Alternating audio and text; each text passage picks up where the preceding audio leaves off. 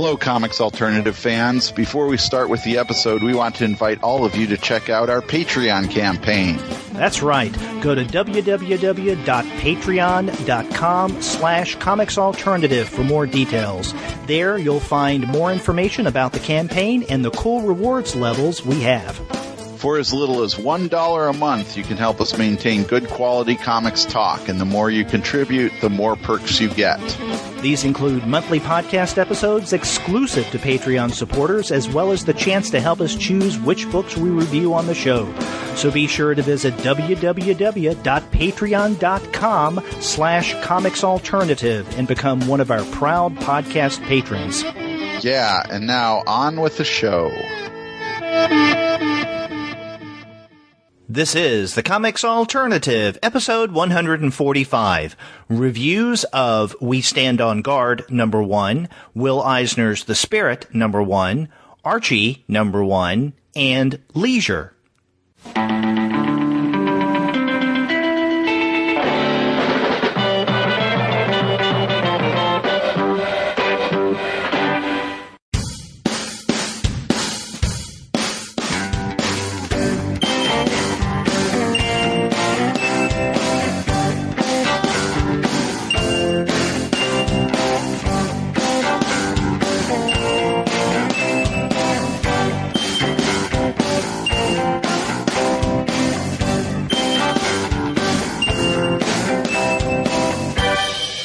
Hello and welcome to another episode of the Comics Alternative. I'm Derek. And I'm Andy, and we're two guys with PhDs talking about comics. And on this week's episode, we're going to be looking at several recent titles. We're going to start off with the new issue from Brian K. Vaughan and Steve Skroce, We Stand on Guard, number 1. After that, we'll be looking at Will Eisner's The Spirit, number 1, written by Matt Wagner with art by Dan Schkade. After that, Archie, number 1, from Mark Waid and Fiona Staples. And then we're going to wrap up by looking at a series, a mini-comic series, from Tim Comrie, Leisure. But before we get to those titles, we want to let all of you guys know that this episode of the Comics Alternative is brought to you by the great folks at Discount Comic Book Service. Go to their website, dcbservice.com, for all of your comics pre-ordering needs. There you'll find all DC, Marvel, Image, and Dark Horse titles at 40% off the cover price if you pre-order. For all of the other publishers, you'll find that those discounts are 20 to 35% off cover price, and every single month you're going to find some incredible specials. Sometimes those specials are at 45% off cover price. Sometimes they're 50% off cover price, but many times you'll find discounts that go higher from there. That's right. In this month, as in most months, they have a load of bundles to take advantage of where you can get a deeper discount on multiple titles than you'd get if you bought those titles individually. They have actually quite a few bundles from DC, 4 to be exact, if you include the Vertigo bundle as well, and those are 5, including the kids. So that includes several different. That goes from 45 to 50% off, and then they have bundles from Marvel, Dynamite, and Valiant as well. So every month is bundle month, and every month is discount month at Discount Comic Book Service. Go to their website, dcbservice.com, to find out what those specials are. They'll take care of all of your comics pre-ordering needs, and after you do pre-order your comics there, be sure to send them an email and tell them that the two guys with PhDs sent you. That's right. So, Andy, we have a lot to discuss on this episode. But before we get to a discussion of the new titles, we want to share with our listeners some of the responses that we've been getting over the past few days. Yes. Mail time. Ooh, the mail's here. That means we get to see our old friend, Mailbox. Now, both of us got a message on Facebook from the creator, Carl Stevens. He's a Xeric Award winner from 2004, and his works include Guilty, Whatever, and Failure. And he has a book coming out later this year with Gustavo Turner called Imitating Life, Success, and Other Stories. So that's going to be coming out from Alternative Comics, which is one of our favorites. But he writes us, "Hey, just discovered your wonderful podcast. It's my new fave." And then since I accepted his friend request, he said, "Thanks for accepting my friend request. I'm an alternative cartoonist myself." And, he reminded us of what he did. He says, "Look forward to the new episodes." So, Carl, thank you very much for the message. And I'd like to have Carl on the show at some point. Yeah, I got a similar message, so he reached out to both of us individually, and I took a look at his work, not just on Facebook, but what he's posted to his website as well, and through the Alternative Comics website, and I really like his his photorealistic style. It's nice. Yeah, I read Guilty years ago. It's been a while, so I've misplaced my copy of it, but I know at one point I had it, and I highly recommend it. So I really would like to get Carl on the show, maybe in October if we're able to. Yeah. Yep. And then we got another email, or at least I received an email from someone that both you and I know, and that is Craig Fisher. He's a fellow comics scholar. He teaches at Appalachian State University. And he wrote me about last week's show that Gene and I did. He said, "While on a walk today, I listened to your recent review show of Black River, Arclight, and Kilgore Quarterly number 6 and enjoyed it very much. Especially because I knew nothing about Arclight and Kilgore Quarterly, but now I'm on the hunt for them. Thanks for helping me find better and better comics." And that's good. It's that we help people find comics that they didn't know about. And he goes on.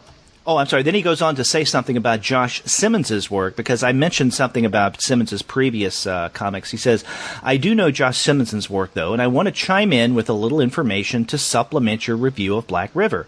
In your overview of Simmons's career, I wish you had mentioned his tremendous short story collection, The Furry Trap, which came out from Fantagraphics in 2012, which is simultaneously one of the most offensive, disturbing, and accomplished comics I've read in the last 5 years. Like Black River, it's not for folks who dislike horror and violence," and he says parenthetically, "I understand your aversion to those topics in your pleasure reading, Gene, but for those looking for ferocious jolts, here they are, probably too many of them. Simmons runs deep, and he's one of my favorite artists on the alt comic scene. As ever, thanks for the podcast." And that's really good. I knew about Furry Trap, but I didn't mention it because I wasn't familiar with it. I haven't read that. Yeah, I used to think Craig Fisher was kind of a jerk, but that message has turned me around on him. Just kidding. I like Craig. I like giving Craig a hard time. Yeah, and we saw him last down in Charlotte several weeks ago at Heroes Con. That's right. And he was helping out at the table for the Richard Thompson cul-de-sac book, which was kind of kitty corner from our table. Mm-hmm. And there was a good clean sight line between him and us, so I could give him the finger and he could catch it. Well, good. Yeah. Well, that reference to the cul-de-sac is a pretty good segue into something else I know you and I wanted to discuss on this episode, and that is the results of the 2015 Eisner Awards. Yeah, that's right. So since you and I talked last, the San Diego Comic-Con has come and gone without us being there once again. Right. And of course, one of the big events, especially for us at San Diego, is the annual Eisner Awards.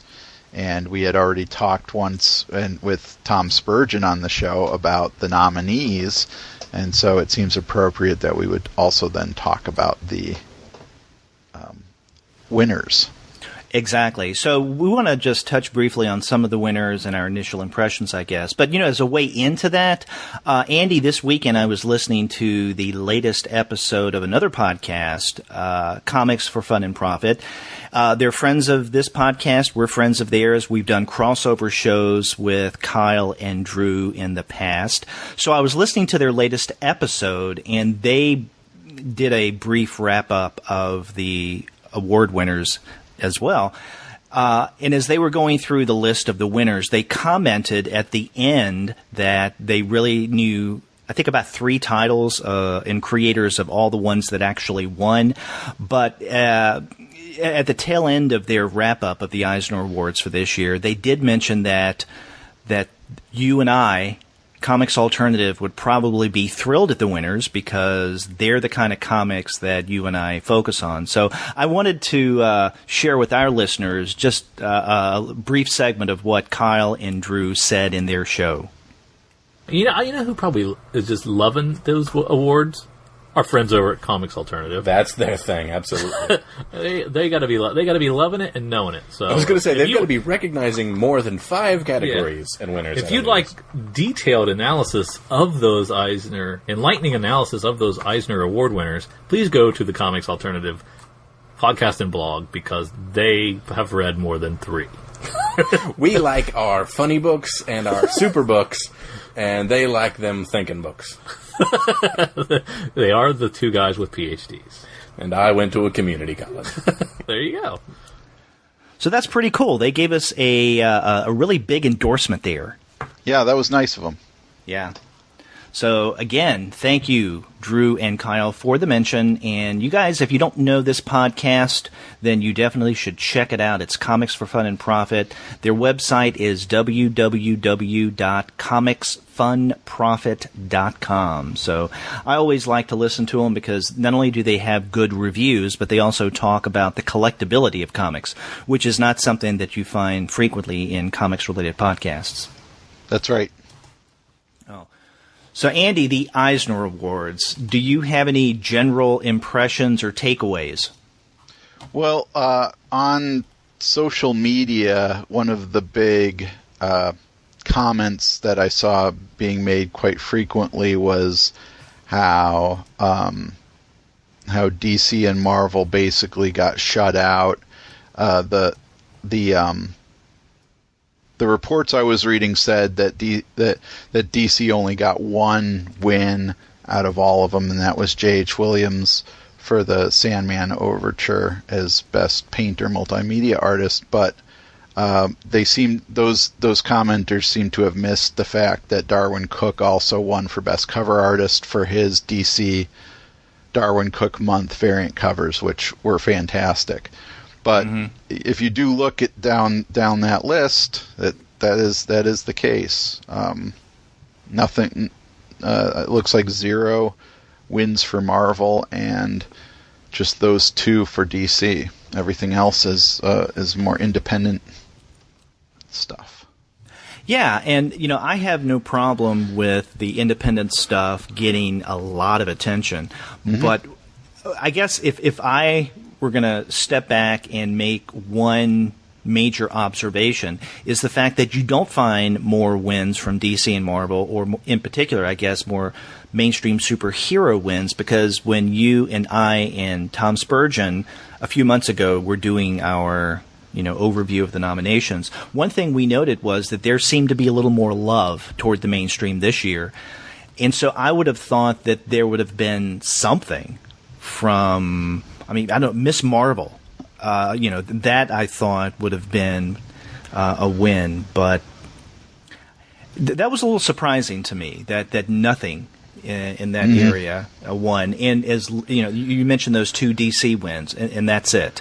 So that was, I think, my initial impression of this. But other than that, most of this stuff makes sense to me. I mean, there are a couple of things that I'm not necessarily a fan of, but that's me, more my taste than anything. What about you? What's really stood out for you? Saga wins the Best Continuing Series award now for 3 years in a row? I think it's 3 years in a row. Yeah. Yeah, and so that cements the fact really that Saga, and I think that this is.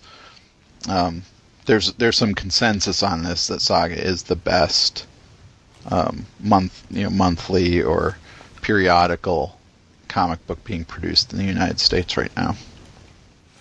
Yeah, I would say it's one of the best. I always hesitate to say, the number one top of the mountain best, because you look at the other titles of the best continuing series, and for me at least, Astro City would have been definitely a major contender there, and I think to maybe a tad lesser degree, Southern Bastards. But it does make sense that Saga gets it. Brian K. Vaughan definitely won for Private Eye, so that was good. Yes. He and Marcos Martin. And then Fiona Staples won again for best artist. Or pencil or inker, yeah. Yeah. And then there seemed to be a lot of love for Little Nemo in various iterations. Little Nemo Return to Slumberland won Best Limited Series, and you just talked about that several weeks ago. I'm glad that won. And then that humongous collection. Yeah. The Dream Another Dream, that won a couple awards. It won Best Anthology and Best Design. Yeah, Best Publication Design. And that award went to Jim Rugg. So yeah, congratulations to Jim. Who we've had on the show before. Yes. So the and then the Taschen collection. Don't forget that the Best Archival Collection / Project strips. Yes. At least 20 years old went to that really mammoth Taschen collection. So all three of the main Little Nemo representative texts in nomination this year got something. Yeah, that's right. And then there's some things that won, that I think were, quite well deserving. The best graphic album new that went to This One Summer, which was at the top of many best of lists for last year, and the best graphic album reprint went to Emily Carroll's Through the Woods. I thought both of those were really deserving. Yeah, I'm glad that Through the Woods got it, and in fact, Emily Carroll also won for Best Short Story, something that's not in Through the Woods, When the Darkness Presses, which is a really good and spooky short digital work. So I'm glad that won, and I agree that This One Summer was one of the top books from last year. Does it deserve it more than Here or Seconds? I don't know. Personally, I was, more keen on Richard Maguire's Here. I think you probably were too, given what we discussed last year. But This One Summer is very good. Yeah, and I don't feel like upset. In fact, I don't feel upset about really any of these. There's many of that, in fact, I'm really happy about. Those two I mentioned, Lumberjanes getting Best New Series, The Complete Cul-de-sac, which was... Best Limited... I'm sorry, go ahead. The Complete Cul-de-sac getting Best Humor Publication, and congratulations to not only Richard Thompson, but to Chris Sparks, who has done a lot of work to help those cul-de-sac books along. And again, there's and Jean Luen Yang winning for Best Writer, which was a nice surprise.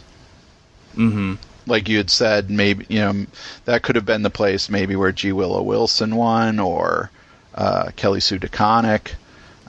Those two would also have been good there, but I like that Jean Yang won there, and I think that says a lot. Not only for him as a creator, but then maybe, looking forward to more, since he's going to be doing more writing now on a regular basis. Yeah. Now, I'm glad he got that as well, especially given the fact that he did not get the award for Best Publication for Teens ages 13 through 17. And that brings me to, you mentioned Lumberjanes. Of the list of winners, the one place where it's not like I'm unhappy, but I'm not. It doesn't resonate as much with me as the wins with Lumberjanes. I guess it makes sense that best publication for teens. Okay, Lumberjanes. That seemed to make sense. Personally, I got much more of a thrill out of the Shadow Hero and the Wrenchies. But I know that a lot of people have been giving Lumberjanes a lot of love, and it definitely resonates with younger readers. Best new series. That's where I have my head scratching. I mean, compared to some of the other titles in that category, The Fade Out, Miss Marvel, The Wicked and the Divine, and Lumberjanes and also Rocket Raccoon, of all of those Lumberjanes wins, that didn't make as much sense to me. But again, it may be just a matter of taste coming into play here. I know that we reviewed Lumberjanes a few months ago. I liked it, but it didn't bowl me away, unlike The Fade Out or The Wicked and Divine. That's interesting because I'm not on the Wicked and the Divine bandwagon. I read the first trade. I feel like I need to read some more before I feel like if I really like it or not. I'm a little bit on the fence on that, and The Fade Out I like fine. I think The Fade Out for me, if I have any issues with that at all, it's that it is the kind of thing that Ed Brubaker and Sean Phillips have been doing for a long time, and they've won before for Criminal, and so it may not necessarily be that they're really stretching themselves on that. Whereas I think Lumberjanes not only is a great series, it's a great kind of crossover series in terms of getting an audience that doesn't necessarily have a lot to find in contemporary comics. So, on top of it being a very good series, it's an important series as well. Yeah, I guess. I'd say good. I wouldn't say very good series, but I think it's a good series. So you probably like it more than I do. And I don't know. I'm one of those who feels maybe Noelle Stevenson is... I mean, she's a darling right now, I think, when it comes to comics readers. And I don't want to say she's overrated, but maybe I do want to say she's overrated. It's okay.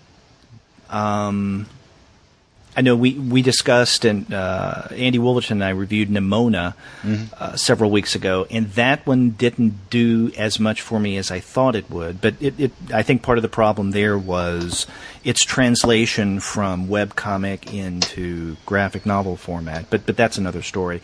That is the one part of the winners for this year that I'm not entirely convinced of. But other than that, the Lumberjanes win. Other than that, though, I think this makes perfect sense. Best U.S. edition of international material, the Blocksod, Amarillo, and then the best U.S. edition for international material, Asia, Showa, 1939 to 44, and the 1944 through 53. So it's both of those. So it really, really good. I'm glad that those got some attention. Yeah, well, and another work I'm glad got attention was again we come to the best scholarly academic work, since that is an area that we are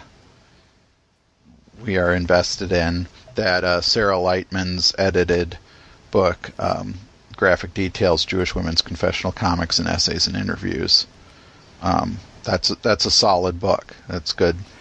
Good to see that win there. Okay, let's see. Now, interestingly enough, that's another one that I'm scratching my head over a little bit. Okay. Not entirely, not like with Lumberjanes, because to me, have you looked at or read through Graphic Details? Yeah. Yeah, I think it. I mean, it's a hodgepodge, not in a bad way. It's almost, it's like neither fish nor fowl in a way. There's much of it that I think definitely stands up as the kind of scholarly work that is usually nominated in this category. But then there are other parts of this that is probably more of a resource book than anything. Again, nothing wrong with that. But given the context of some of these other books up here, and I'm thinking in particular of, the origins of comics, considering Watchmen, and these others as well, American Comics, Literary Theory, and Religion, is that the one? I don't know. And then Wide Awake in Slumberland. I mean, let's not forget that. What I find interesting about the win in this category is that McFarlane beat out some of these big-time university presses that have either a solid or, let's say, a relatively new presence in comic scholarship, like University Press of Mississippi that's been doing this stuff for years. And then you have Rutgers University Press with their new series that, considering Watchmen, Poetics, Property, Politics, is one of the first in that series. So I find that curious more than anything. That Graphic Detail won. Okay. Well, the one surprise I had, for me, probably the biggest surprise, and again, this isn't a negative, but I was very surprised in best reality based work. I thought for sure Roz Chast's Can't We Talk About Something More Pleasant had a lock on that category, and instead Ed Piskor's Hip Hop Family Tree won, which is great. I love that book, so I'm totally not unhappy with that. That just seems to be that's probably the one category I would consider to be a genuine upset, and probably many people feel that way. I think you're right. Now, personally, I'm glad that Hip Hop Family Tree won, Volume 2 won for that category. But I think you're right. I hadn't thought about that, but from where I'm sitting, the buzz on Can't We Talk About Something More Pleasant is similar to the buzz surrounding something like Lumberjanes. A lot of people, a lot of critics really highlighted that title. Yep. So it is a little surprising that it didn't win. And as much as I like Can't We Talk About Something More Pleasant, I don't know if it stands up to some of the other books in that same category, in particular Hip Hop Family Tree, at least for me. So I'm glad that Pisker won for that. Yeah, no, I like Ed's work a lot, so I'm not complaining there. But I think that if I were a betting man, I would have. That's the one where I probably would have gotten it wrong the most, and thought that I had easy money on that. Yeah. What do you think of Beasts of Burden, Hunter and Gatherers winning Best Single Issue? Again, I'm fine with that. I liked pretty much everything in that category. So, the Multiversity Pax Americana would probably have been the book that I picked there. But I think Beasts of Burden is a great series. So, Evan Dorkin and Jill Thompson deserve all the attention they can get. I agree. That doesn't surprise me, but I guess I had just expected if DC was going to get any high-profile love, it would have been in that category. Right. Either the Multiversity book or Astro City number 16, both of those were exactly solid books. So, yeah. There you go. So what about other news coming out of the Comic-Con? Yeah, so probably for us, one of the biggest news stories was the Vertigo announcement, where DC announced 12 new Vertigo series and miniseries. And so I don't know if we need to go through the whole entire list, but of those 12 series, were there ones that stood out to you? Well, I guess first and foremost is the one from Gilbert Hernandez and Darwin Cook, and that is the Twilight Children. So this is going to be a miniseries beginning in October, so I'm really looking forward to that. I love Darwin Cook's art, and of course, both of us absolutely adore the work of Hernandez. So that's the top of my list, but there are others there that are interesting as well. Clean Room is a title that Gail Simone is writing, and is this the first time she's written for Vertigo? As far as a regular series, it is. Yeah. She's written some short stories for the anthologies. Yeah, but outside of that, Yeah. I think this is her first series. So that should be good. What about you? Which one of these 12 stand out to you? Yeah, those are two of the ones with the high profile creators that I'm most interested in. The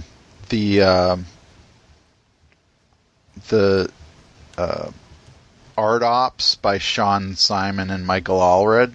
Michael Allred being another high profile creator in this group. Not only does that interest me because of the creators, but also because of the premise that it's a special ops team that tracks and retrieves escapees from works of art. And the first escapee they have to track down is the Mona Lisa. Yeah, when I read that summary, it sounded like Grant Morrison territory. Yeah, exactly. That feels like Doom Patrol even, right? Yeah, exactly. And the one that I wasn't quite sure about, but does sound really interesting to me is Survivors Club by Lauren. Is it Bukis and Dale Halverson writing and Ryan Kelly drawing? I like that. Feels like it's a premise that someone should have done already, which is basically that there are six grown-ups get together who, when they were children in the 80s, experienced different occult or supernatural events. And basically what you're getting is the kind of six children from 1980s horror movies, or versions of those, like, the kid from Poltergeist and so on. So, one was possessed by a poltergeist, another was trapped in a haunted house, as the solicitation reads. A third had a killer doll, right? Those are all kind of conventional 80s horror movie kids. And so I like that idea also because one of my favorite types of horror is the type of horror that is related to childhood. I found that's like some of the most effective horror stories on me are those, and so this seems to tap into that. And then I'm also interested in. I mean, I'll probably pick up all of these. Oh yeah, I'm going to get all of them. But one of the other ones that stands out to me is The Sheriff of Baghdad by Tom King and Mitch Gerads. I like what Tom King's doing on Grayson with Tim Seeley, and the first couple issues of Omega Men have been really good. And he's a writer with a background in intelligence, and so the idea that he's writing about this kind of thing seems right up his alley. And then Mitch Gerads has drawn what was the series, The Activity, with Nathan Edmondson writing, and so he's a good artist for drawing this kind of military type story. So it has good grittiness to it. Yeah, he also draws weapons and helicopters and tanks and stuff really well. So that's always, that may not be something people get praised about a lot as artists, but he really does a good job with that. I mean, there's a ton of this stuff that I think... Like New Romancer, Peter Milligan, and Brett Parson, that's going to bring in Lord Byron. Yeah. The one I'm wondering about more than anything is Lucifer. This is coming out from Holly Black and Lee Garbett. And they say in the description that it's not often that Vertigo brings back a previous property with new creators, but they're doing it because, there's this new Lucifer TV show. And what network will this be on? Fox. Is it Fox? Yeah. Okay. And they're calling this just Lucifer, at least from the news that I've read. Yeah. It's not like Lucifer and a subtitle to distinguish it from the previous Lucifer, which I see as potentially confusing for people who are new to this title. But it'll probably be as confusing as every, Marvel relaunching a new #1 for their series every 10 months or so. Oh, it's more frequently in that, I think. But see, I've come to expect that from Marvel. A couple weeks ago I told you that I have kind of a gripe with Marvel because of all their marketing shenanigans, and that's a big part of it, their constant relaunching. So I've come to expect that as the normal at Marvel. But DC, specifically Vertigo, I don't know. I loved Lucifer originally, Mike Carey's Lucifer, so I have wonderful memories reading that. So I hope this measures up. Yeah, so maybe it is there. I'm kind of two minds of maybe your idea that there could have been a subtitle to distinguish this from the previous series would have been helpful. But I'm glad they didn't start with Lucifer #61, which they wouldn't do in any way. But just to make sure that that Mike Carey's run on the series remains a singular set of graphic novels or issues or whatever that tell one story, and now this is starting a new one. Yeah. See, they could have called this Lucifer 2, Electric Boogaloo. Yeah. I would have, if anybody's Electric Boogaloo a bowl, it is Lucifer. Yeah. So, that's one of the biggest news bits coming out of San Diego this year, at least the one that I think you and I would be most attentive to. Yeah, I think a couple of the others, you can kind of go through them fairly quickly, is the, we've both talked about Lady Killer from Dark Horse being one of the best series this year, and that's getting another round, a new miniseries, and this time Joelle Jones is going to both write and draw it. And a couple of pieces of Grant Morrison news was that he's going to be doing another Multiversity series, Multiversity 2 with TOO, but also that he's been named editor-in-chief of Heavy Metal magazine. I have no idea what that's going to bring. No. Yeah, Heavy Metal didn't surprise... I guess it did surprise me in that, I would have never expected it. But I guess what surprised me more than that was the fact that there's going to be a Multiversity 2. Especially since there was, all that news surrounding Multiversity that was a long time in coming. And this was going to be Grant Morrison's, last great work with superheroes in the DC universe. Yeah, well... Guess not. It sounds like he's got more stories to tell, and I'm fine with that. Could this be Electric Boogaloo as well? Yeah. Yeah. That would also be appropriate. So I think that there was probably a lot of other things, smaller things that we could talk about. I guess that maybe the other thing we should at least mention, or else turn in our Alternative Comics membership cards, is that Fantagraphics is going to do another volume, the 9th volume of Kramer's Ergot. It's Ergot, right? Or Ergo? I've thought it was Ergo, but okay, maybe Ergo. It is Ergot. I don't know.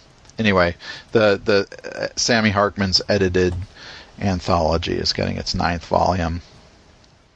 And through Fantagraphics, that's big news, because in the past, Fantagraphics, it was not Fantagraphics. Oh yeah, it was the own thing. Who did publish Kramer's Ergo? It wasn't Fantagraphics. Really? That's something to look. Yeah, I'm almost positive, unless I'm completely blanking here. So, if I didn't have too much up on my desktop right now, I could look that up. And also, I noticed that every now and again when you and I do that, the sound of clicking comes through the microphone. So, Yeah. I've been noticing that in listening to not our podcast. I don't think it happens that much, but listening to other podcasts, when you can hear one of the people on the show typing, it almost feels like that person's not paying attention. Yeah, I mean, it's one thing when someone says, I don't know, let me look that up, and then you hear the typing. So, okay, that's necessary typing during the recording. But when you have two or more people talking about whatever it is the topic is, and at least one is back there almost furiously typing on the keyboard, you're wondering, what the hell are they doing? Yeah. Yep. I'm probably guilty of that. I'm not going to say that I'm not. I'm not going to say that I've not ever stopped listening to you and gone and typed something and just went off. Sometimes leaving the room completely. I'm sorry, what did you say? There you go. I was searching for something. I was going to get a sandwich. Yeah. But anyway, so the ninth volume, so this is new. This is new to Fantagraphics, and the ninth volume is going to contain work by Michael DeForge, Kim Deitch, Kevin Huizenga, Renee French, Dash Shaw, lots and lots of people. So it is. Yeah. I think Tom Spurgeon has referred to the book as generation defining. And I think that is a good adjective to use with that. Yeah, that's one that we should definitely review on the show. Yeah, was it Volume 8 that was the giant one? Yeah, I did not get that one just because I couldn't afford it at the time. No, not only it was like $125 or something like that, but that it was also massive. I'm curious what the format of this one will be, and hopefully more affordable. Yeah. So, some of the news coming out of the San Diego Comic-Con. Now, do you want to get to the books that we are reviewing for this week? Yeah, let's do it.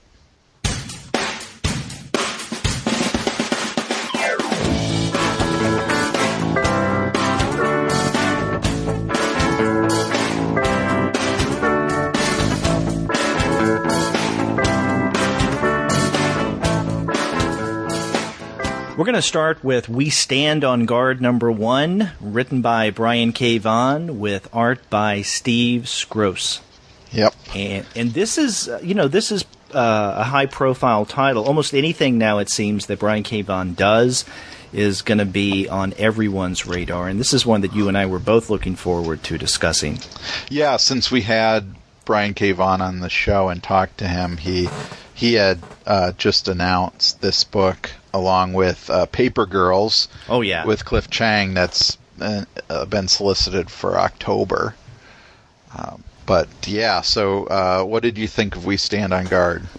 I really liked it, and the story, I guess for all practical purposes, is in two parts. It begins with, about 5, maybe 6 pages tops that takes place in Ottawa in the year 2112, and this is the premise. This is what sets up the military antagonism, I guess we can call it. Do we want to call it a war between the United States and Canada? And then the second part, which is the majority of this first issue, takes place about 12 years later in 2124. And the one character, at least in this issue, that bridges those two time periods is a woman by the name of Amber. When we see her in the first part of the book, she's a little girl, and she was witness to the beginning of the hostilities. And in fact, it was her parents who were killed in the. And this is not a spoiler because it's in the opening pages. And so she becomes a resistance fighter who has grown up and is an adult in that second part that takes place in the year 2124. There's a lot that I want to say about this, but what are your initial impressions? Yeah, I think that this book does a really great job as a first issue, and I think, again, this is one of Brian K. Vaughan's strengths, of just setting the premise very quickly and letting you know about not only the main character, but the also the group of supporting characters that we're going to get in this series. And so this premise of there being in the future a war between the United States and Canada, which might in other instances and has in other instances been used for comedic effect. I think there's a movie. There's the one fiction film that Michael Moore made. I think has that as the premise. I can't remember the title of it off the top of my head. But anyway, but here it's taken seriously. This is a real thing, and there are reasons why the U.S. and Canada are at war with one another, and why the war seems to continue even after what seems like a pretty decisive victory on the U.S.'s part. Right. And, that gets to one of the things I particularly liked about this first issue is you said that there's, a reason why Canada and the United States are at war. We don't know specifics. We don't know the exact reason why. Things are just suggested and hinted at. Yeah. In that first part of this issue that I mentioned that takes place in Ottawa in 2112, it begins with Amber and her brother Tommy, their family sitting in their living room, and they're watching this breaking news program that shows that the White House has been attacked. And so the family's sitting around, the mother and father are speculating who could have done it. And so they go through a list of, at least in the year 2112, are apparently some of the United States' biggest antagonists or adversaries. And so they go through that list, and Tommy speculates, what if it was us? And then the mother, who apparently works for the government, turns to him and says, don't even joke about that. I could lose my security clearance if people heard you spouting that kind of nonsense. And then Tommy replies, but I'm serious. We burned down the White House once before, right? Of course, talking about the War of 1812. Interestingly enough, this takes place in 2112. So there's the insinuation when you turn the page after that, when you see all the bombs hitting. And that's a 2-page spread. That's rather dramatic. In fact, I guess bombs at this point travel in this fashion. That seems a little unrealistic, but hey, technology over the next 10 years, who knows? But and then so you just kind of put 2 and 2 together. Oh, it was the Canadians apparently that attacked, and that's why the United States is retaliating. Now, I think any other writer of this first issue, I would be a little more critical because I would say, well, okay, give me a little more information, fill in those gaps. Why is it that Canada attacked the White House? Did they indeed attack the White House? But with someone like a Brian K. Vaughan, we're well familiar with the kind of the way that he writes, and I just expect him to fill in those gaps as we continue in the series. I trust him as a writer. Yeah. In the same way that, let's say, on that aforementioned earlier page where the family's sitting around watching this news program, the mother is watching television, and if you look, she's tapping her cheek, and her eyes are green, and she tells her son, who's speaking with her, just a second, honey, everyone at work is saying it's most likely Hanguk, or maybe Cuba working with Greece. She's tapping into something, so there's some kind of technology thing going on here that's never explained. But again, I don't think in this context it needs to be explained. With a writer like Brian K. Vaughan, I've come to expect that he has all this stuff planned out. In other words, I trust him. Yeah.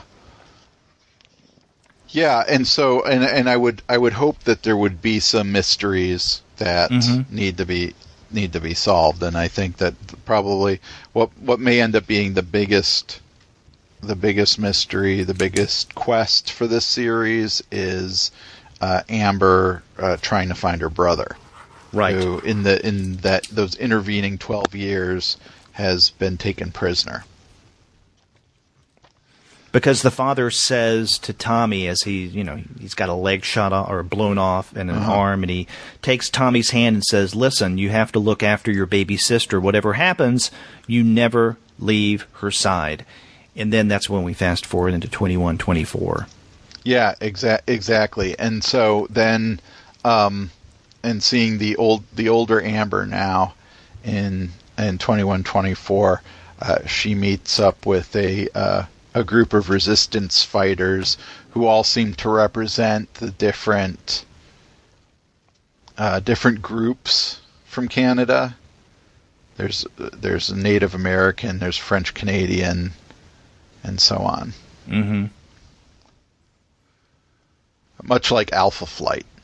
Yeah, there you go. Who says we don't mention superhero comics on the show? And I always wonder how much maybe Brian K. Vaughan might have. I brought that up intentionally because I do wonder how much Brian K. Vaughan might have Alpha Flight in mind as the series progresses. Because he does talk about kind of throwing in some inside Canada jokes for Steve Skroce, who's the Canadian of the team. Mm-hmm. Yeah, and in fact, it's worth mentioning that at the very end of this issue, BKV does what he did at the very end very successfully of the early issues of Saga, is that he sets a context and then invites readers to write into them, but saying they'll only accept traditional hard copy letters, so not email. Yep. So giving the address. And I think that's great because he and Fiona Staples were able to do a lot with their letters pages as Saga continued as a series. Right. I am, and I'm looking forward to seeing what they continue to do with this book as well. Along those lines, not just in the front of the book, but in the back of the book. And I think that's what's going to keep me reading it from month to month, especially since I did not get in on Saga on the ground floor, and so feel like I missed out. Oh, you didn't? Nope. Oh. Yeah, I continue to get all the single issues of Saga. I told you last year I decided to change my comics consumption habits, and I was weaning myself off of single issues. But Saga's the one that one of the ones that I'm continuing. I think I'll do the same thing on We Stand on Guard. Yeah. And partly because it is Brian K. Vaughan, but also I love the way that the series begins. And the art by Skroce is fabulous. I mean, we haven't really talked about the art. Mm-hmm. Yeah, that's what I wanted to actually mention because Vaughan seems to be definitely writing the Skroce's strengths, one of which is drawing really amazing machinery. And doing great action sequences. There's a 6-page action set piece involving a giant robot that is just really amazingly done. The scale of it is impressive, and it's silent. There's no dialogue in it. There's a couple sound effects, but that's really it. And just really probably my favorite part of the book is that, and that's where Skroce's art really shines. Yeah, and what is it that the people in the 2-4 shoot onto this giant robot? It looks like some kind of foam gel growth thing. I don't know. Well, it's weird. It is weird. And so the 2-4 is the resistance group that Amber meets up with in the while she's out hunting, I guess. And and the that foam, I got the sense that because when somebody then, this is a well-planned attack on these guys' part, and they end up using that foam to not only stop the giant robot in its tracks, but then blow part of it up. And so I got the sense it may be some kind of future plastic explosives of some kind that you can. That makes sense. Also, yeah, go ahead. Yeah, I was going to say they're strategically placed at joints. Yes. On the robot's, I guess what you could call legs. Yeah.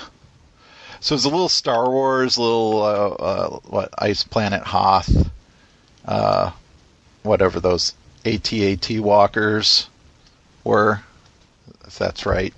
If I got my Star Wars reference right. It has that feel. Yeah.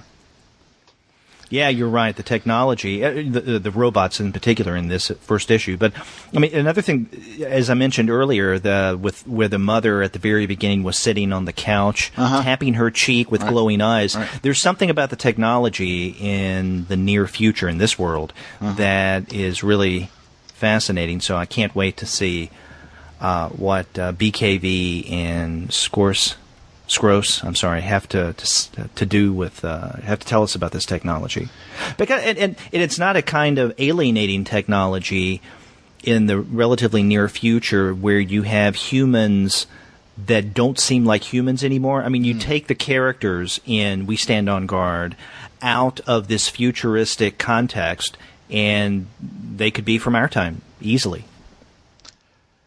Yeah, that's true. And I think one of the things that Vaughan does really well is creating a future world that feels like it's it could naturally emerge from our present.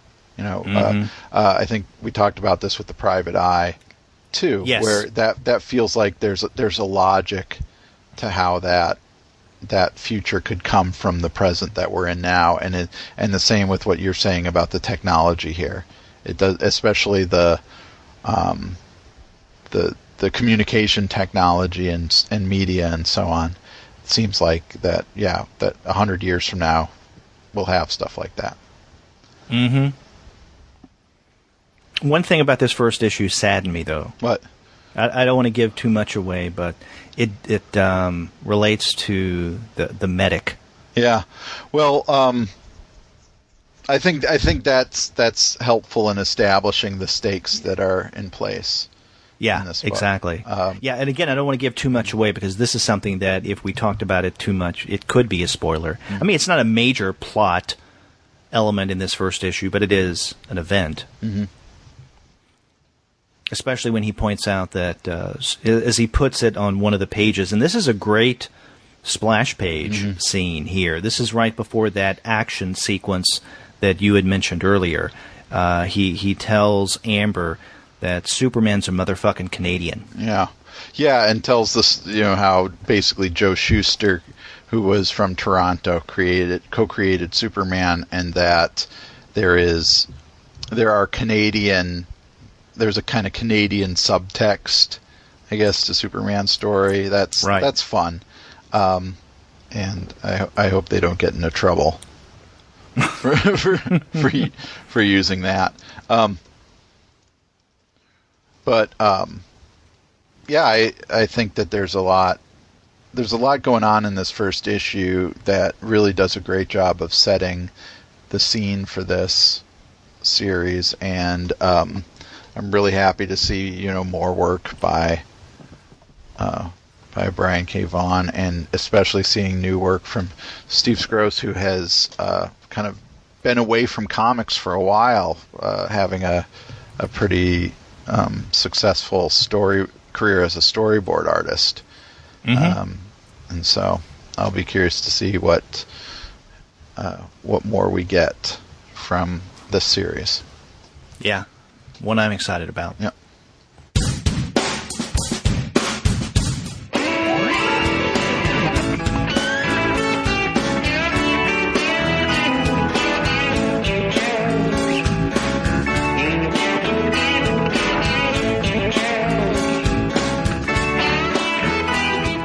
So you want to move on to the next title that we're discussing this week?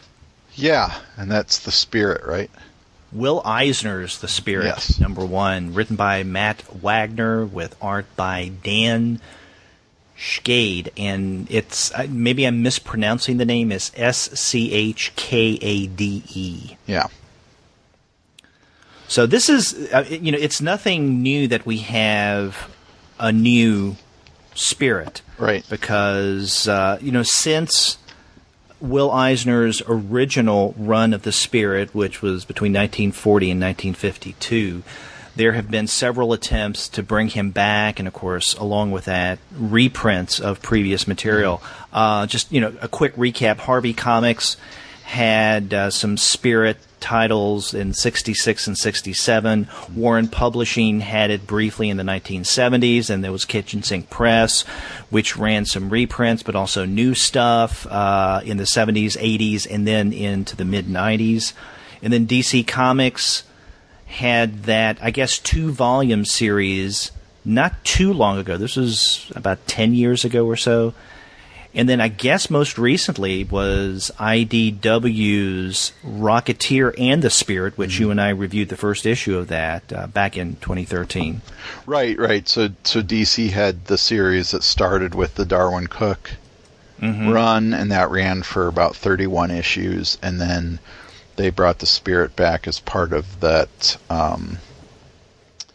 what was it called? First Wave. Oh, the First Wave, the line that Brian Azzarello was kind of the showrunner for.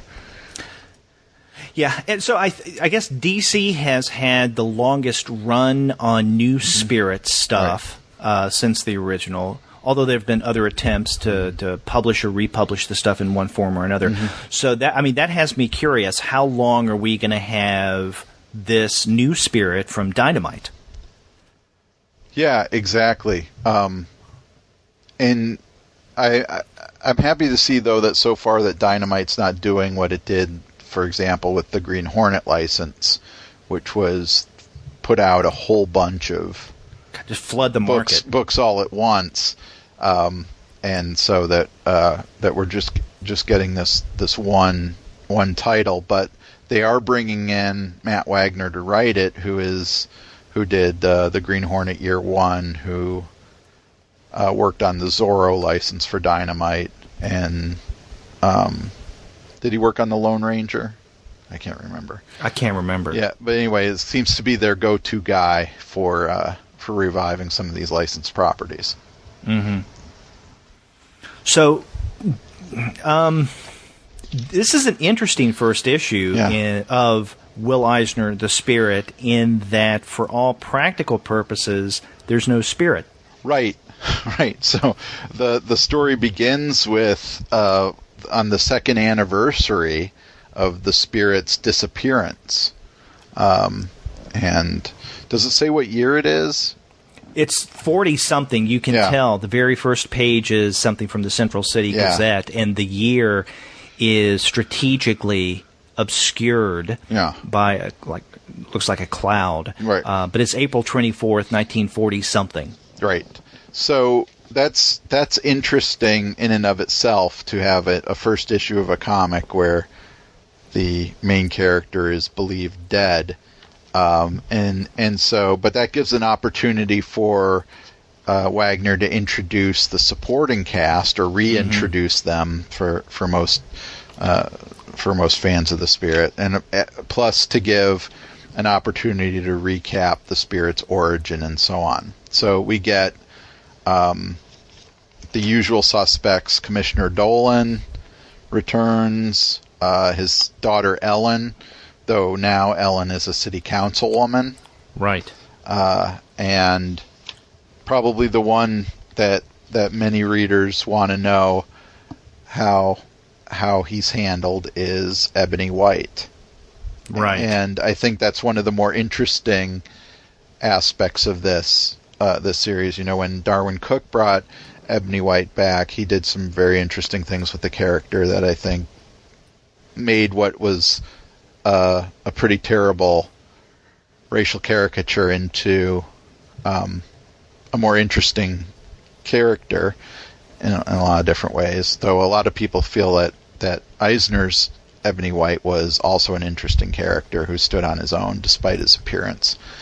And then in the Azzarello First Wave series, Ebony was a teenage girl. I don't know if you remember that. Yeah. and now it's Ebony is a private detective who is partnered up with Sammy, who was also one of the Spirit's partners. In fact, Sammy replaced Ebony at one point in the original Will Eisner series. Right. But now Sammy and Ebony are together with their own agency, Right. so they know the Spirit, but again, it's been 2 years since anyone's seen the Spirit, which is, as you mentioned, how this first issue begins. And so, I had no problem with there being no Spirit in Will Eisner, the Spirit #1, because I think it is necessary to kind of bring in a lot of the co-players of this narrative drama as well.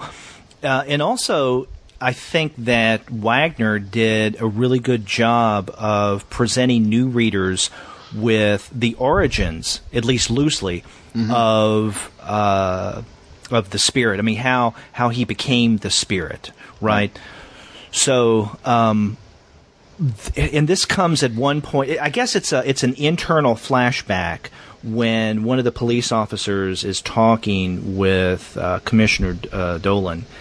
And he's mentioning something about the Spirit being gone, and as Dolan is lighting his pipe. And by the way, I'm glad that Wagner in Schkade did not make the Commissioner non-smoking, to kind of be a little more contemporary with certain sensibilities, because without the pipe, it wouldn't work.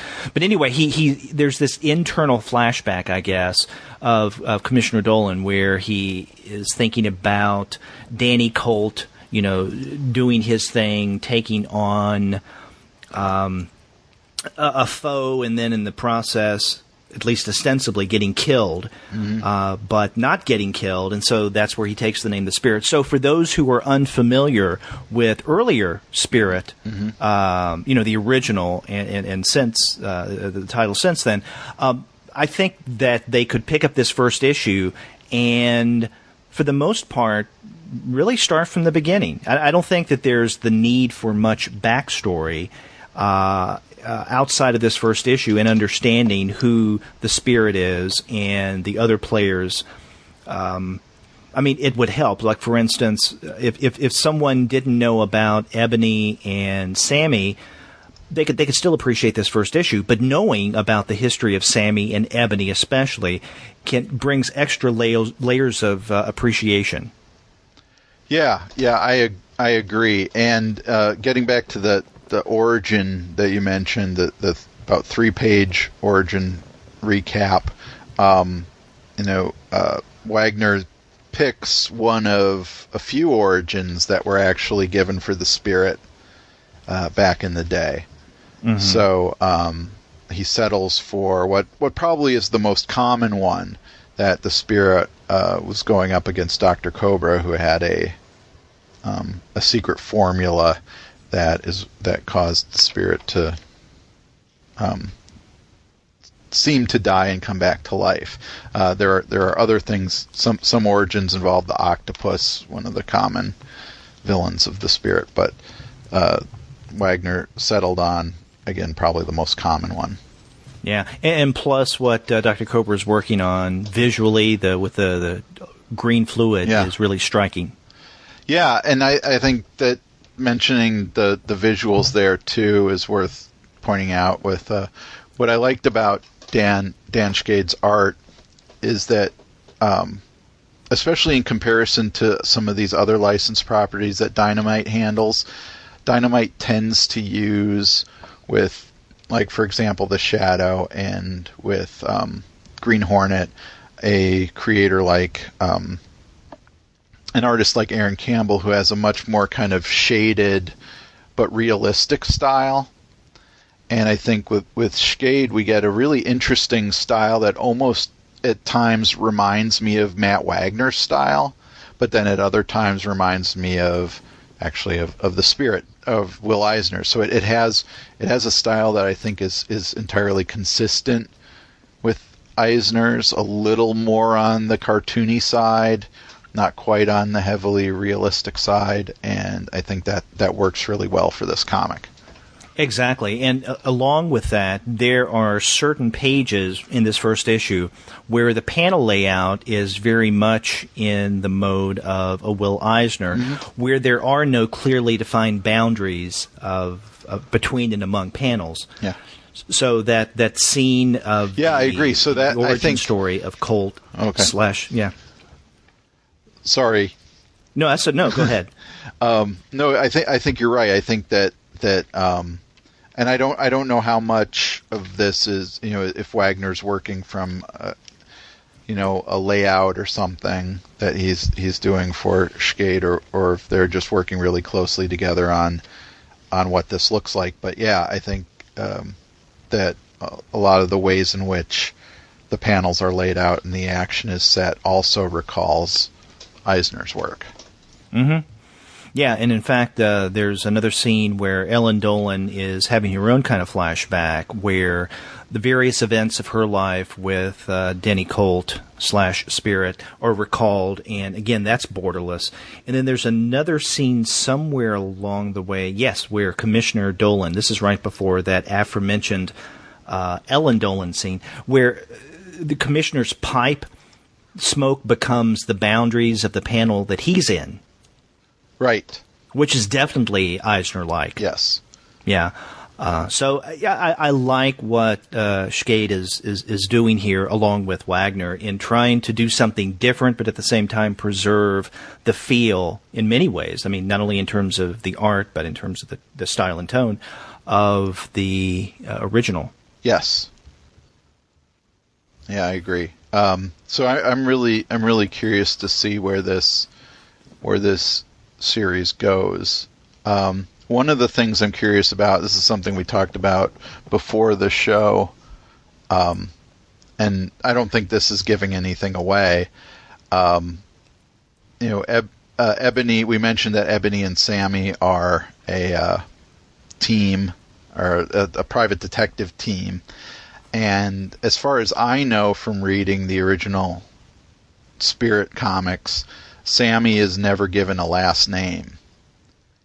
And here in this version, Wagner does give him the last name of Strunk. So Sammy and Ebony are Strunk and White private detectives, which is a grammar joke. I guess we should appreciate a good grammar joke. Yeah. And that is not the only time that comes up. Right. It is a gag. Do you think it was a forced gag? Maybe a little bit. Yeah. We'll see. I'm curious to see what happens later if it continues. It might become too much. Yeah. Well, let's hope that Wagner doesn't play that out. He got it out in this first issue, and then we can go from there. Yeah, we hope. Yeah. Something about the main cover is by Eric Powell. I love Eric Powell's work, and it strikes me that Eric Powell would be a great artist for the Spirit as well. Yeah, that's interesting. So I was going to ask you which cover you got. I have not gotten my copy Okay. yet. I'm looking at a digital. Mine's coming from my next DCB service package. So I'm looking from a digital, and I can't remember what. Whichever the main one was, I'm sure. Yeah. So cover A is by Eric Powell, and yeah, definitely. I mean, Eric Powell has an Eisner-ish style to his work, Mm-hmm. so that makes sense. I ended up getting, and I didn't pick which cover to get, but I ended up getting cover B, which is by Matt Wagner. Mm-hmm. And it's also a nice looking cover. Yeah, it is. Although in Powell's, the red tie stands out more. Oh yeah, definitely. I mean, Powell's Yeah. is more action packed too, and Oh yeah, and his cover for issue 2 also looks pretty amazing. yeah. So now you mentioned issue 2. Earlier you said you're going to get We Stand on Guard regularly, monthly. Are you plan on doing the same thing with Eisner's The Spirit? Well, yeah, I feel something of an obligation to do this anyway because of the research I've done on the character Ebony White. Yeah. And that I continue to do, and that I really should make more progress on before yet another new version of the Spirit comes out with a new version of Ebony White that I have to keep adding to it. Well, in this way, if you continue to get these issues, then you can write it off as a tax exempt expense or a tax expense. Sure. Yeah, there you go. So yeah, I like this, and I'm curious to see what the rest of the series brings, and also how long the series continues. Yeah, that's right. I hope that they get at least a year out of Wagner anyway. Yeah, it'd be nice. So it usually seems to be what he does on these series.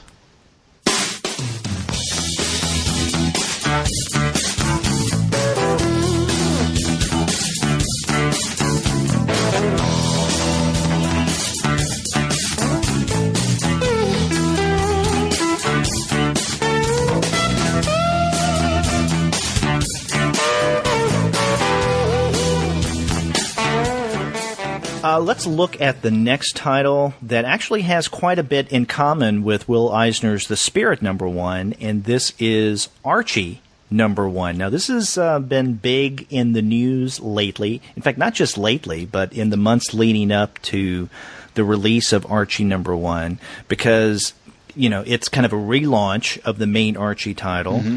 Or a main Archie title, and it's by two superstars in comics right now, written by Mark Waid with art by Fiona Staples. And as if that wasn't enough of a power team, this first issue had how many variant covers?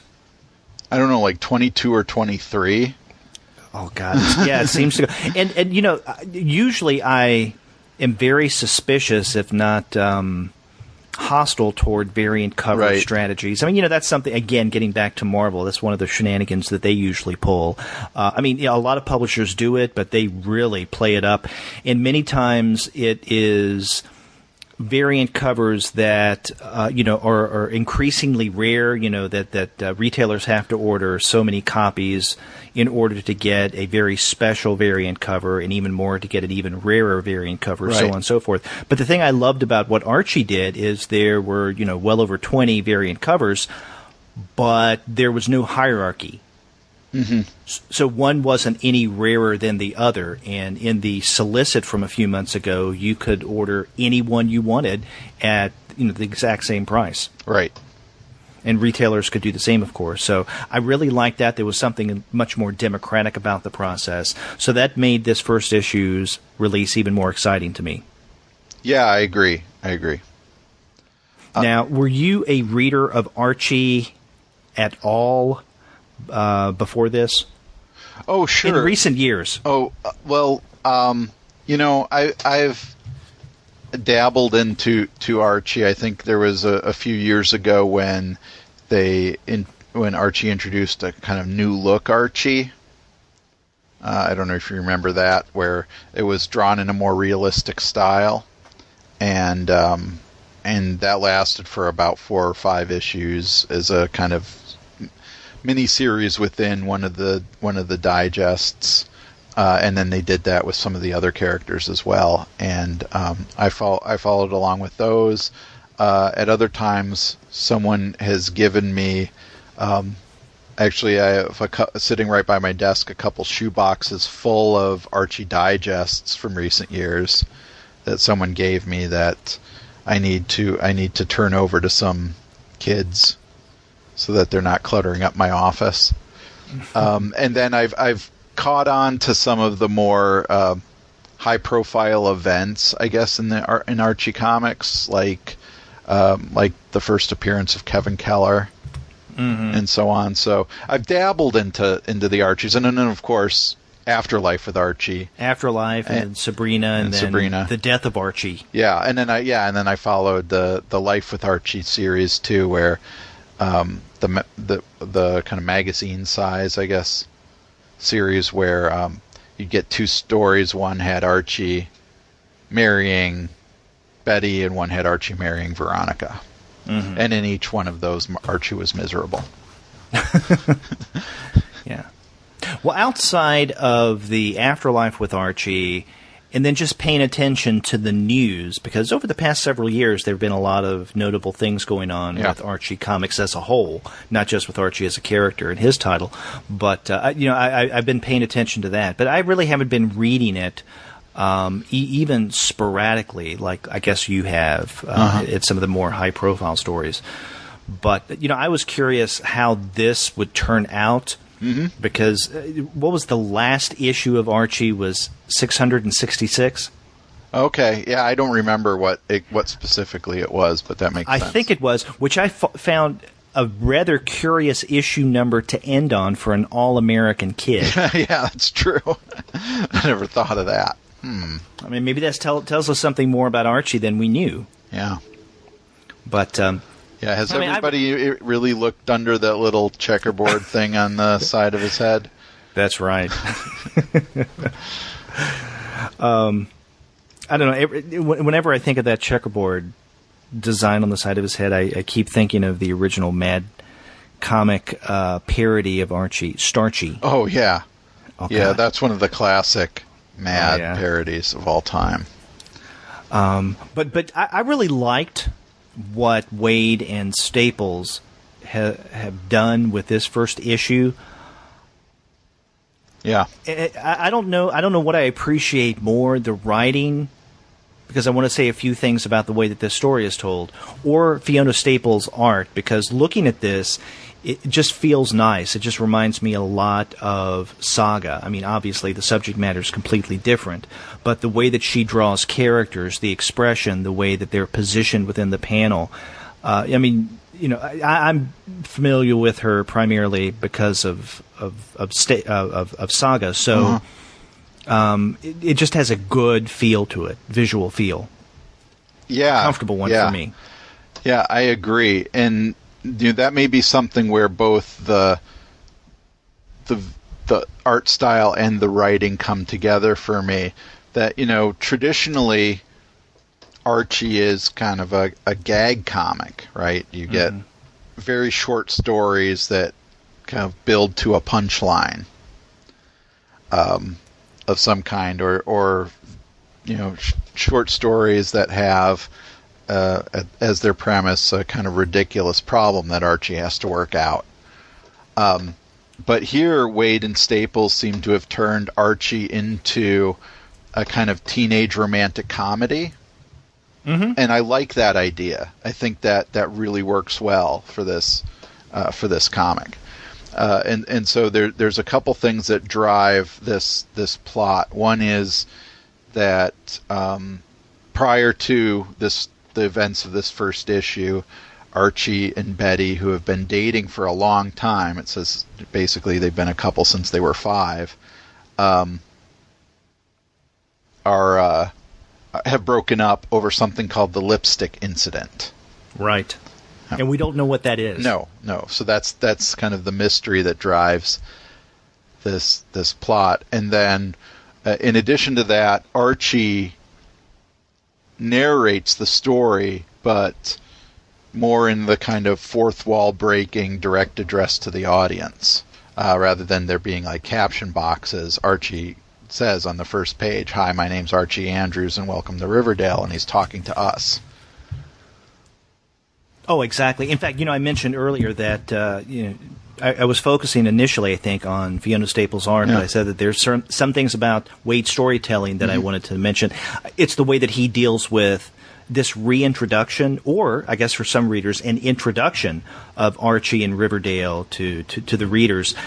I really liked it how at the very beginning, and especially at the very end of this first issue, or at least of this first original story, because there's something else in this first issue we can discuss in a moment, it is this breaking of the fourth wall where Archie is looking directly at us, the reader, and you're right, he introduces himself. "Hi, my name is Archie Andrews. Welcome to Riverdale." And then we turn the page and he's walking down the hall of his school. Don't pay too much attention to me. I'm not exactly the most interesting guy in town.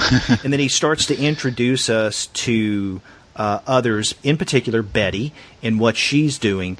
And then at the end of this first installment of the new Archie, he addresses the reader again. This is after he leaves Jughead, and he turns to the reader and he says, "Thanks for stopping by. Hope you enjoyed your stay. See you the next time around. In the meantime, if you have any suggestions about how to get over Betty, I'm at Archie Comics." And then hashtag lipstick incident. So it'd be interesting to see how many hashtags for lipstick incidents there have been. I haven't checked. Dating around might be a good first step. I could try that. Who knows? And, of course, this is right as he passes this gigantic sign for Lodge Industries, changing your town from the ground up. So, and then he says, maybe there's some amazing new girl just around the corner. I really like that kind of direct address to the reader. It gives it that, again, comfortable, informal feel that Fiona Staples' art presented to us visually. Yeah, exactly. And without being heavy-handed. Right, and I think she captures the that high school milieu that Archie exists in really, really well. Mm-hmm. And updates it without being too overt about it. You know, sometimes when you're dealing with older properties, and Archie is an older property. This guy's been around since the early 1940s, 1941, in fact. And whenever creators try to bring up to date something that is old, a group of characters or a particular character, sometimes their attempt to do so seems awkwardly obvious. Mm-hmm.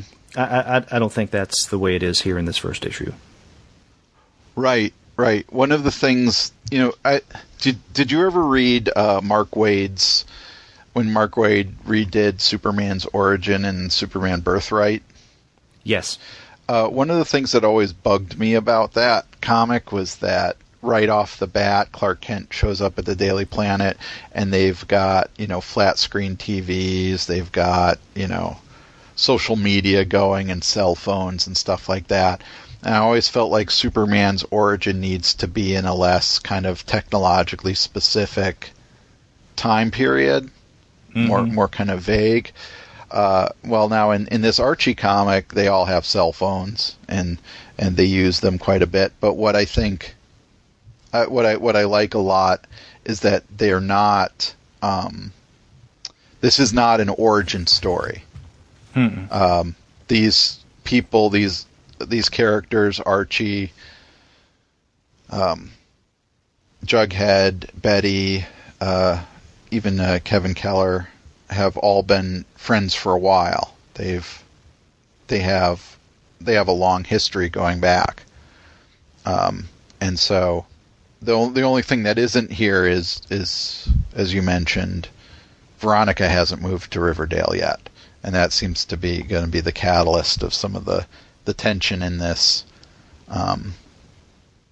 first arc. But we're walking into a world that has already long existed, and characters who have a history. In fact, of all the characters in this first issue, the only one that looks very much like the original incarnation is Mr. Weatherby. but we just see him from a distance relative to how we see everyone else. But that's okay because he's older. He's the principal. Yeah. And I think another thing that Waid and Staples bring out here is that Archie is Archie's musical ambitions, which are more played out. I mean, that has always been something, or that's long been something that's been in the comic, but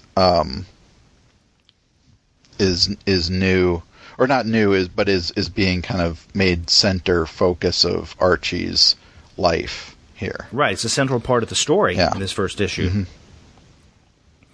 So there's that, and we know, music is very important with Archie because, well, in the late 1960s there were the Archies. Yeah, exactly. Yeah, but now here's my question to you, and I think we can ask this with not only Archie #1, but also Will Eisner's The Spirit #1 from Dynamite that we were just talking about. I mean, I think we've both been speaking with these two titles in a way that suggests readers who are unfamiliar with the original Archie or The Spirit could pick up this first issue or these first issues and enjoy them. They get a lot out of them. Who do you think the ultimate market will be for Archie #1 and then Will Eisner's The Spirit series, these new series. Will it be previous older readers of these titles, or do you think that they're going to be picking up and maybe even primarily targeting newer first-time readers? That's an interesting question. To kind of switch those around with The Spirit and with Dynamite in particular, I just don't think that there's a huge existing Spirit fan base right now that's craving new Spirit material. Right. And for the most part, most of Dynamite's licensed comics sell, in the few thousand copies each, maybe 10 to 12,000 for the first issue and so on. So I don't know if there is even built into either Dynamite's readership or the Spirit's fan base a huge number of people. Whether or not that issue is targeted at longtime fans or potentially new readers, the potential audience is pretty low. Archie is still a comic that you can buy on the newsstands. You can get it at your grocery store checkout line. Right. It is the one comic that really survived the collapse of newsstand distribution for comics, and so its audience has long been outside of comic book shops. So this is definitely aimed at a much, much bigger audience, but also I think is aimed at bringing in some more kind of hardcore comics fans, like people who would naturally buy a Mark Waid book or buy a Fiona Staples book. So you've got the target audience being the kind of regular, maybe more casual readers who pick up Archie at the checkout counter or at Barnes & Noble or wherever, and then the Archie fans, or the Mark Waid or Fiona Staples fans who are interested in this as kind of a publishing phenomenon. Right. I feel the same way about what you've said with both The Spirit and with Archie. It'd be great if there were a lot of sales of Dynamite's The Spirit, but I don't know if that will necessarily be the case at all. Now, with Archie, this new series with Waid and Staples, now how long are they going to be on this? I don't know. I've not heard. So, because I thought that Staples, at least, and maybe Waid as well, was only going to be on it for just a few issues because I know Staples has to get back to the saga, right? And of course, Waid is, writers can do more than one thing at a time a lot quicker than artists can. So, Waid has his fingers in a lot of things, already. But I don't know how long they're going to be on this. But you're right, there is kind of an event aspect to the new Archie. And even though there's the potential to pick up new, let's say, everyday common readers, if we want to call them that, I don't know if that's necessarily going to be the case. And maybe because of the genre that this fits in, and you mentioned this early on in our discussion, this is kind of a teenage romance. Maybe romance may not be the best word for that, or maybe it is. I don't know how much of a market there will be for this. I see the people picking this up as it's not just fans of Waid and Staples, but people who are comics readers who have an appreciation of comics history, and maybe even Archie in particular, right? The whole Archie franchise, in the publishing history as well. So I don't know if someone, let's say like my son or my daughter, who are young comic reading age, even though they don't read American comics. But if someone like them would go into a shop and pick up an Archie or gravitate toward that in a Barnes & Noble, I don't know if that's the kind of reader they're going to get for this, but who knows? Yeah, I think whatever the case is, I have a sense they're going to expand their readership. Maybe just, those people who are going after, the multiple variant covers, might be one group of just straight collectors. But I think that the variant covers here are being used in a sense to also attract other readers to the book, and that if Waid and Staples hadn't put together a quality book, all of that would have been pointless, and so they did this. And so with Archie #1, there's a good book here. So I think if Archie Comics is going to draw in readers with some of the publicity that this book is getting, they may keep a bigger number of readers than they might who are normally just going to go buy the collector's editions and put them in bags and never look at them. Exactly. Yeah, I'm curious in the months to come what we see in the sales figures. I would guess that this #1 issue would definitely be in the top 10 next month of sales. And who knows, maybe even #1 with all of these variant covers. And as far as I know, there's not an issue. Loot Crate or Nerd Block, I don't know. I haven't heard that they are including Archie #1 in, let's say, the July shipments. Right. I haven't got mine yet, so I don't know. If they do, then you can rest assured that it's going to be #1 or #2. I hope they don't, because I'd like to see what Archie #1 does without something like a Loot Crate or a Nerd Block. I mean, yeah, it has the multiple variant covers, but still, I mean, I'd be curious to see, given that, given, as we mentioned, the democratic nature of those variant covers, the way that they were presented, how this sells. And then, even more significantly, what we see another 2, 3, 4, 5 months down the road. I mean, obviously there's going to be some attrition. It happens with every title. But I would like to see this Archie have pretty good sales and to sustain that relative to what the earlier Archie titles did. Yeah, and I think in addition to that, what's going to happen with the other Archie relaunches, like Jughead coming up in a couple months with Chip Zdarsky and Erica Henderson, which is a good team for that. Or the Betty and Veronica series that I've heard Adam Hughes is going to do. I'm not sure if that's been if that's still the case. So we'll see.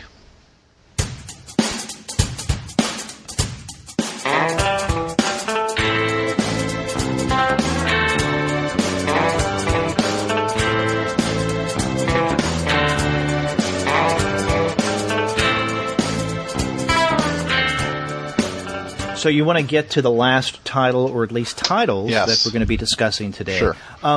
And these are a series of comics from Tim Comrie. And, you and I became familiar with Tim when several months ago he emailed us a very kind and thorough letter just telling us how much he enjoyed the podcast and specifically why he enjoyed the podcast. I mean, I don't think we've gotten as detailed an email from anyone in the past as we did from Tim.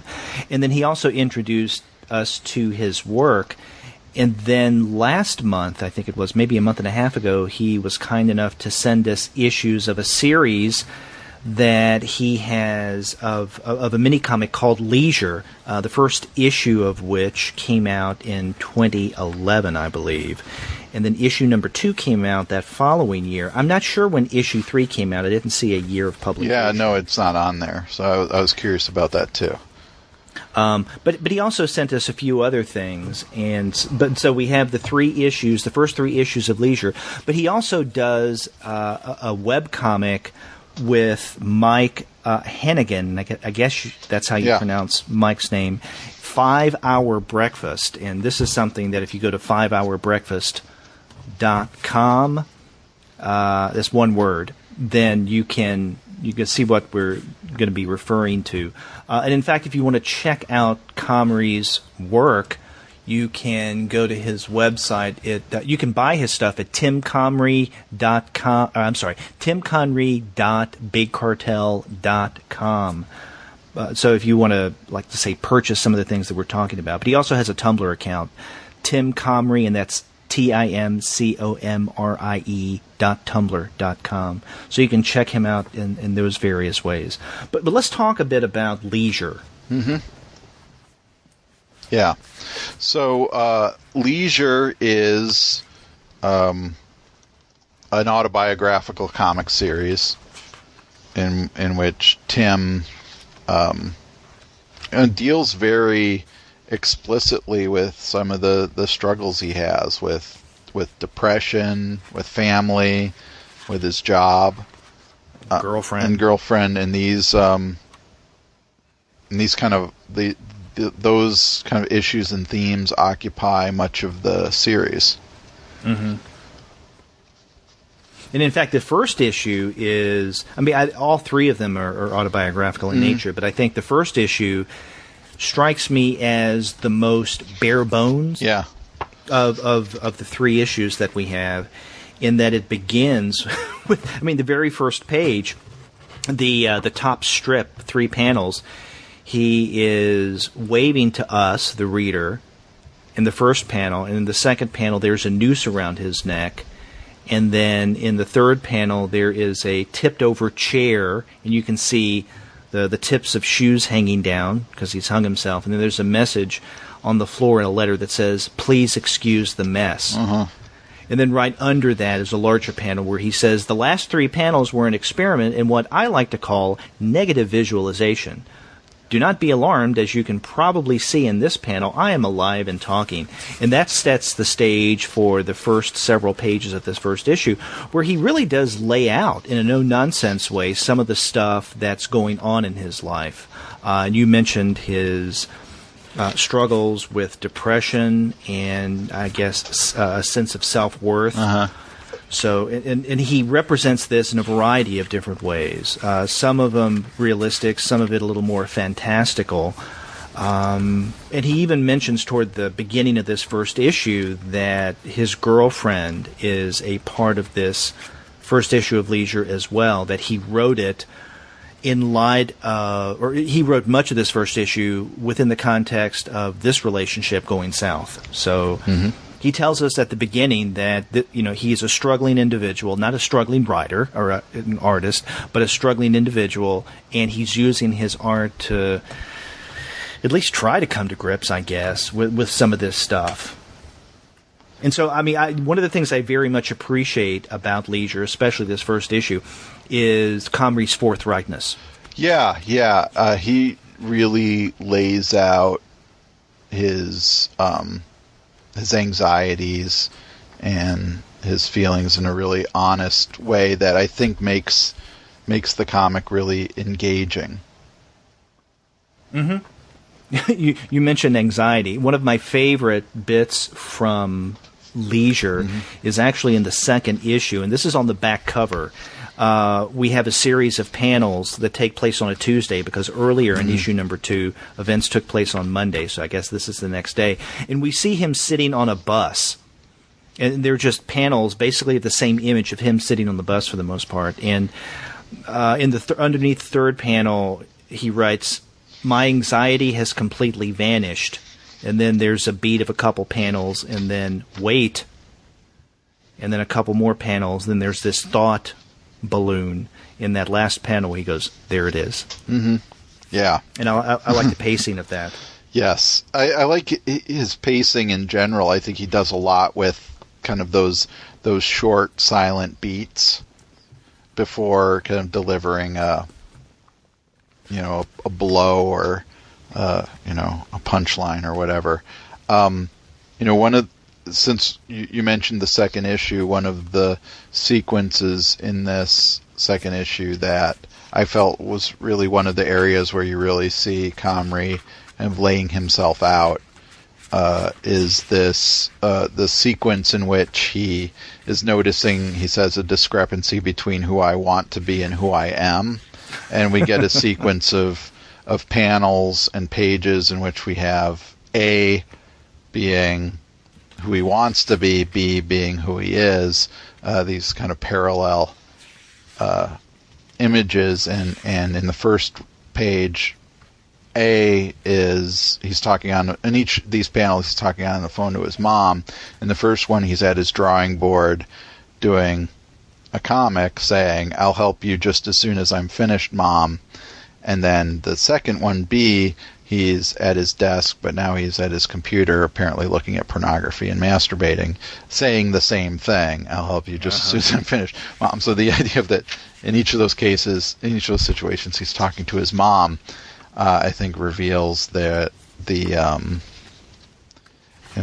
of the extent of the discrepancy between who he wants to be and who he is. Yeah, and then we get in this also in the second issue later more about his relationship with his mother, right. Because he tells us outright something that he hinted at in issue number 1 is that he's living at home, his parents are divorced, and so at one point in the second issue, his mother comes home from work. And she comes home as he's sitting in an easy chair, and right before she walks in the door, he's having thoughts. It's kind of like that A-B thing that you mentioned earlier. There's a thought balloon above his head that says, "Thoughts are my enemies," and it's his head with all of these knives circling around. And then in the next image, he's thinking, in the thought balloon is, "Thoughts are my friends," and it's like he's hugging thought balloons. And then his mother walks in, and immediately there are knives around his head. Right. So that tells us something about his relationship with his mother. His mother is wondering, have you found a job yet? At one point in this issue, he confers with his mother about whether or not he should take a particular job, but the dialogue is absent. So we know that they're talking, but we don't know exactly what it is that they say. And this gets back to what you were referring to earlier about those kind of slow-paced, at times silent beats that we get. So even when there's dialogue supposedly going on between him and his mother, it's silent for the most part. But in terms of these silent beats, we see this with a vengeance in issue number 3. And here he is up in, is it called the Needle? The CN Tower. The CN Tower? CN, the letters C and N. CN Tower. Yeah. And so he's up there and he's looking out. It's a rainy day, which probably fits his mood, I would guess. And he tells the reader that he comes up here to get perspective. And he's looking out over, I guess, where his childhood home was.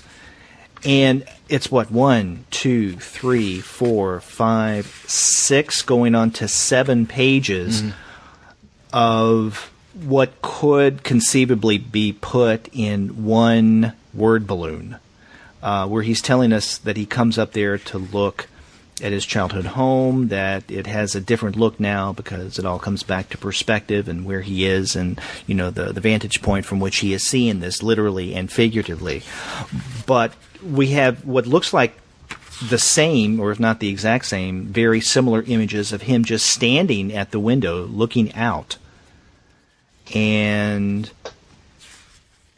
every other panel is when he speaks, and it's part of a longer statement.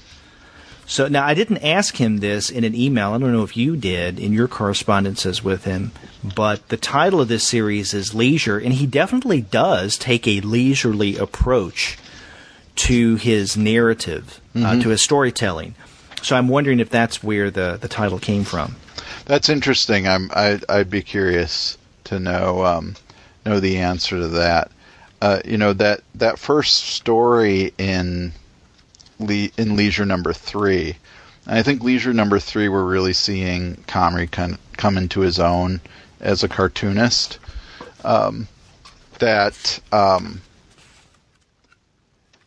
He has consistently in these 3 issues of Leisure his persona that he creates, which is him in glasses. In the first 2 issues, he has a beard. In the 3rd issue, he's kind of just a little scruffy. The glasses obscure his eyes so that they're completely opaque, and his he has on the same sweater in each of these. So that's the persona. But the sequence that's in the CN Tower is much more detailed than the earlier ones. The earlier issues often have really stark or completely absent backgrounds, for example. And here he's drawn the inside and outside of the tower in even his own persona in much greater detail. So there seems to be a real interesting and, I think, developing progress in his style. Mm-hmm. And then the second story in issue 3, which flashes back to an event of his childhood, though he's still remembering this from the top of the CN Tower, or a couple of events, I guess, where he remembers his parents fighting and his fears of them getting divorced, and then remembering a time when his father got very mad at him. Those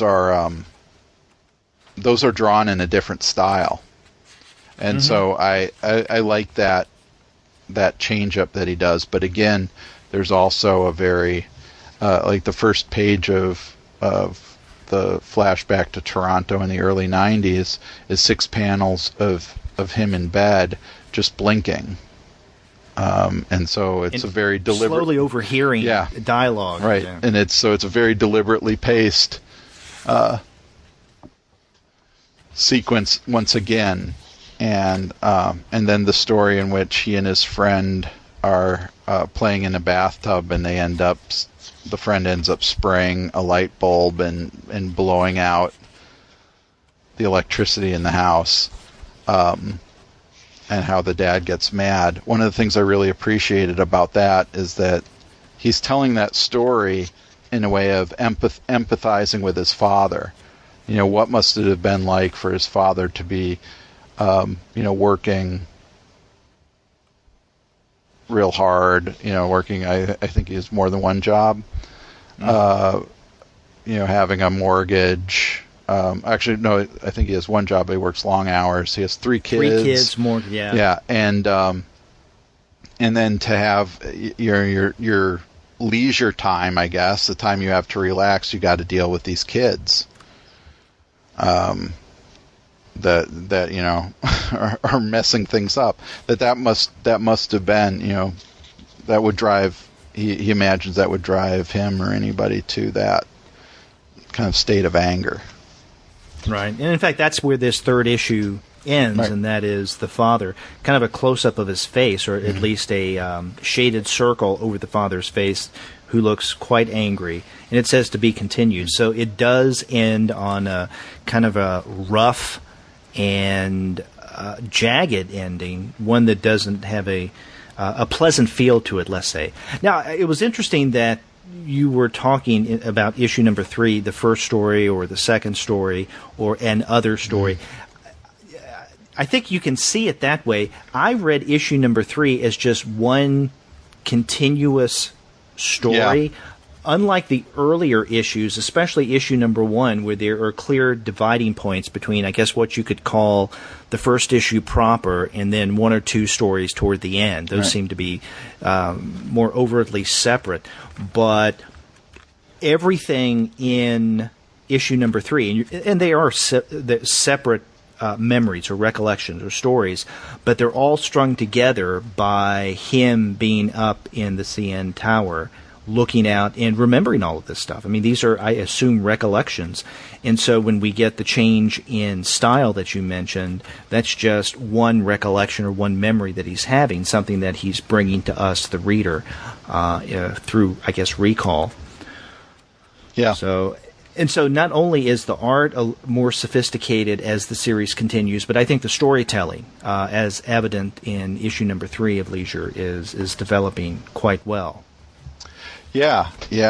I don't know if you did this, but this may be because I have these things on my mind right now.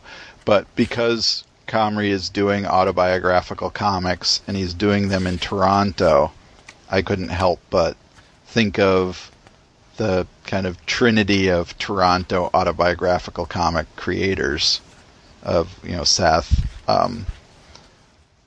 Joe Matt, and Chester Brown. Right. And one of the things I mentioned with Comrie's style, that he draws himself with glasses and the eyes are opaque. and that is also what both Chester Brown does, especially when he's doing his flashbacks or his stories about his teenage years, like the Playboy and I Never Liked You, and what Joe Matt does with his own Peep Show. Yeah, his own persona in Peep Show, and that the effect of that is to make the character a bit more relatable. The eyes, without having the kind of specific detail of the eyes, we can kind of connect to that character better. And so I think he's following in that Toronto autobiographical tradition that way, but also drawing himself masturbate is completely consistent with Joe Matt and Chester Brown in particular. Chester Brown, yeah. Yeah. And he uses that style, what you mentioned about the kind of the opaque or the blank glasses. He does that much less in his 5-Hour Breakfast series that he illustrates with Mike Hannigan. Because now this art in 5-Hour Breakfast, and again, if you want to find out what we're talking about, dear listener, then go to 5hourbreakfast.com. And because this issue of 5-Hour Breakfast that we are holding in our hands is a collection of some of the earlier 5-Hour Breakfast comics. Much more detailed. And, there's some of these stories here that are offbeat in a way that it reminds me of something almost like The Far Side. But not just a one-panel joke. Like, for instance, the opening comic in this issue of 5-Hour Breakfast is titled Grown Up Jobs, and it's a woman. She looks like she's standing in line, and she turns to the reader and says, "Can you guess what I am? I'm a drug mule. I put a kilo of cocaine inside a dead baby once. What do you want to be when you grow up?" And, of course, the last panel is a kid actually reading the book that apparently she's in. And that book is, I guess, Grown Up Jobs. So little offbeat things like that. And there's some of these stories in 5-Hour Breakfast that are a little more absurd than others. Right. But it's a different kind of comic, definitely, than we find in Leisure. Yes, and even as you said, the style is different, and it seems to be less. There seem to be occasional autobiographical forays, but for the most part, they are different, more akin to gag strips, maybe. Yeah, and probably my favorite one is Rocky Road, where the three friends want to go to the bar. And one of the friends has a son with, and says, "Well, I can't go to the bar with my son," and I won't give away the punchline, but it's not for the reason you think it is. Yeah, I like that one as well. So there are several like that, but a lot of them are just kind of 1-page or even 3-panel strips that or 1 or 2-page or 3-panel strips that end with the nice punchlines. Yeah, and the last one of this collection is one of the longer ones, in fact, not just for Christmas, and it's a play on Santa's reindeer. Yeah. So definitely check out 5-Hour Breakfast, because this is one you can just go to, the website 5hourbreakfast.com. But you can also find some of that stuff on Tim Comrie's Tumblr account. So again, that's Tim Comrie, TimComrie.tumblr.com. And if you want to get copies of Leisure, you can go to Tim's Big Cartel site. That's timcomrie.bigcartel.com. Yeah, and these are really worth checking out as mini comics. Anybody interested in mini comics, but also in autobiographical comics in particular, should check these out, because there are autobiographical comics about depression and about a lot of the topics that Comrie covers, but I think he covers them in a unique way that is really effective. And so, yes, and I felt like at the end of reading the 3 issues of Leisure, that I really, he really makes a connection with the reader in these books. Mm-hmm. Yeah, definitely worth checking out. And we want to thank Tim for sending us copies of Leisure and then the other comics as well. Yeah, absolutely. That it happens every now and again that independent creators like that get in touch with us and share their work. And the thing about Tim, not only did he share his work, but he started off by talking with us about our podcast. Yes. So, again, we appreciate that as well.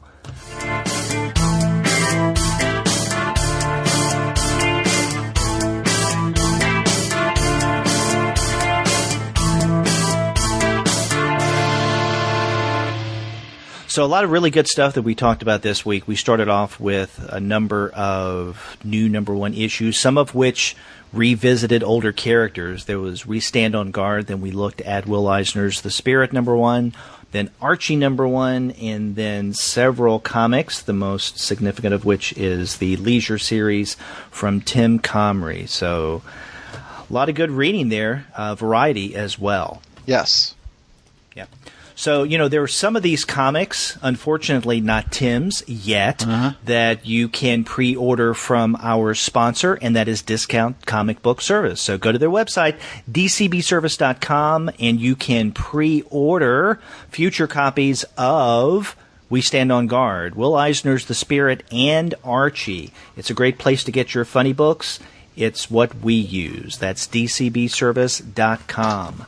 And after you do pre-order your comics there, get in touch with us and let us know the kind of things you're going to be reading. If you go to our website, comicsalternative.com, you'll see in the right-hand side of your browser a tab that says Send Voicemail. Click on that, and from the comfort of your own desktop or mobile device, you can send us a message through the wonders of SpeakPipe. It's very simple to use. Or you can call us the old-fashioned way. The phone number is 415-3-COMICS. That's 415-326-6427. That's right. Or you can get a hold of us by email. We are 2guys@comicsalternative.com. Or you can get a hold of us individually. I'm Andy at comicsalternative.com.